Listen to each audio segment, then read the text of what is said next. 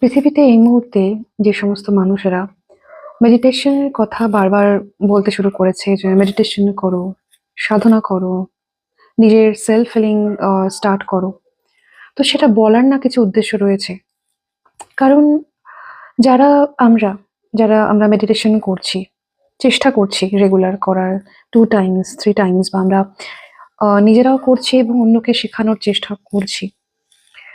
তো আমরা স্পেশালি আমাদের চারপাশে অনেক রকমের জিনিসের পরিবর্তনটাকে ভীষণভাবে ফিল করতে পারি।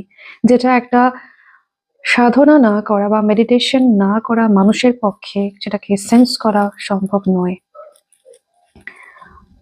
কারণ মেডিটেশন করলে আমাদের যে বডি, মাইন্ড আর যে কনসিয়াসনেস যেটাকে আমরা চেতনা বলি, এই ৩টে শক্তি সংযুক্ত হয় একসাথে।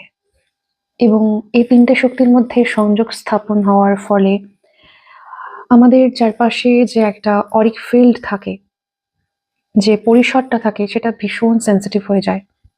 যার ফলে আমাদের চারপাশে প্রকৃতিতে কখন কি ঘটবে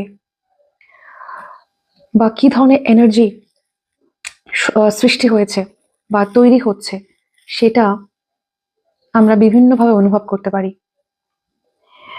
অনেক সময় এরকমও হয় যে হয়তো আমার পাশের ব্যক্তিটি মনে মনে কিছু ভাবছে এবং আমার চারপাশে অনেক লোক, অনেকটা ভিড়।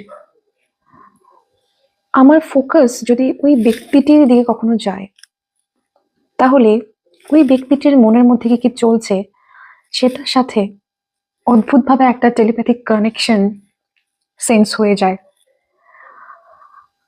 এগুলো এক্সপেরিমেন্টালি অনেক ক্ষেত্রে আমি অনুভব করেছি। আসলে আমাদের এই দেহ একটা ডিভাইন ডিভাইসের মতো, তার ক্ষমতা অসীম।